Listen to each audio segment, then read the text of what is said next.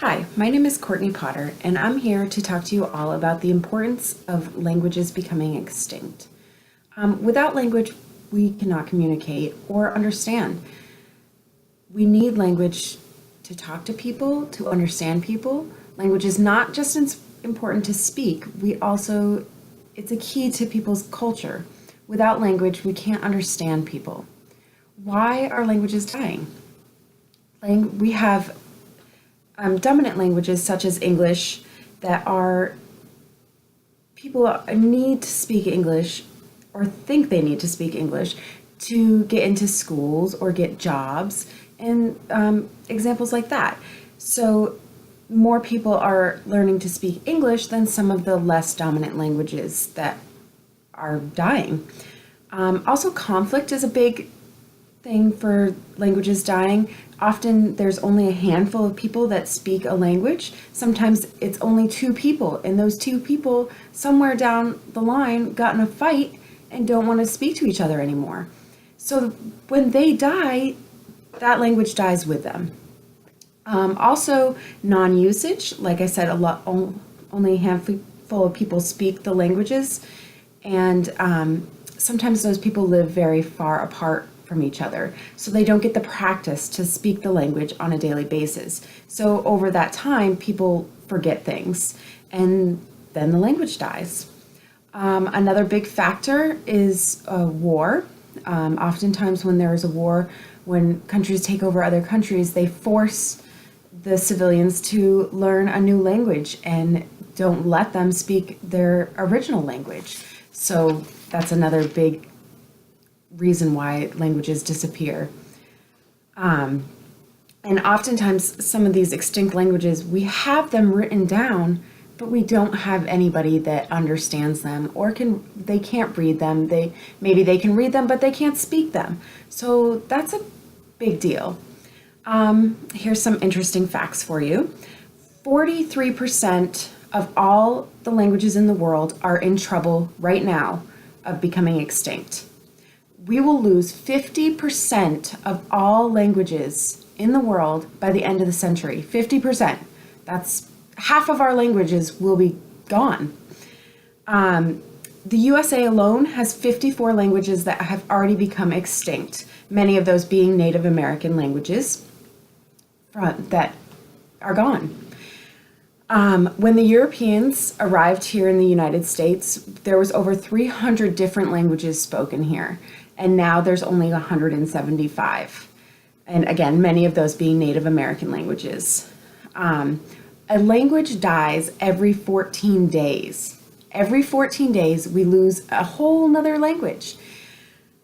And this is according to National Geographic, so that's a big deal.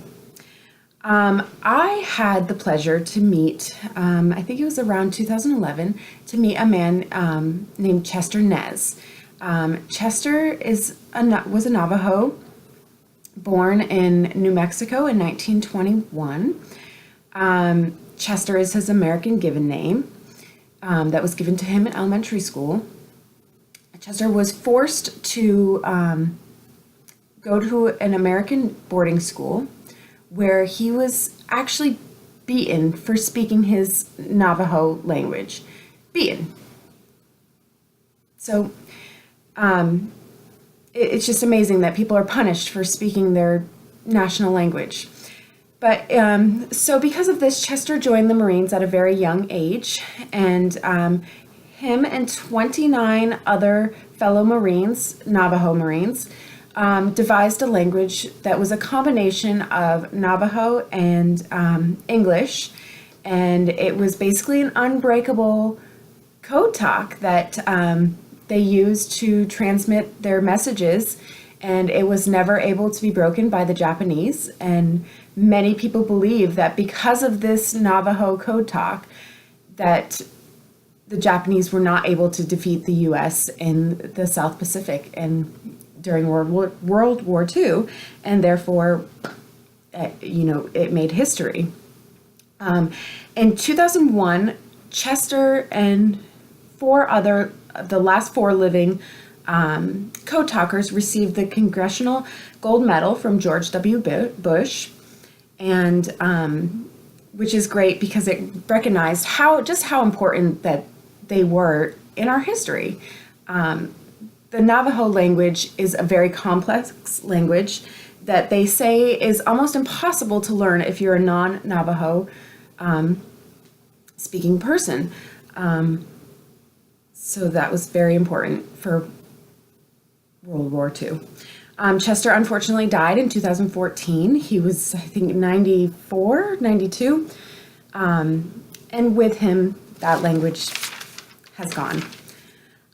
So what's being done now to prevent this from happening? In the U.S., we have the Native American Language Act, which the U.S. came up with to help preserve and protect Native American languages.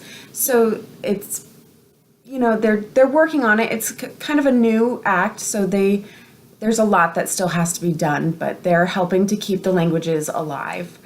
Also, there's lots of computer programs. Like, I'm sure many of you noticed, like when you get a new computer, there's so many languages that you can now choose from, other than English, Spanish, French, the normals.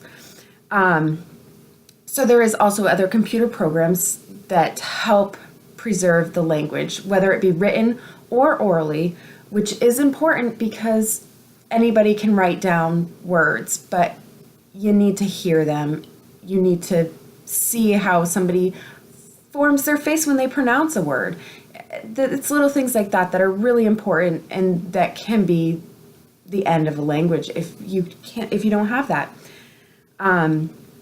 There's also the Endangered Language Alliance, the ELA, which is a nonprofit based out of New York City that is they focus on educating people. They have classes. They also hand out literacy materials to people to make them more aware of what is happening with our language and what will happen in the future if we lose them. So in conclusion, we really have to buck up and pay attention.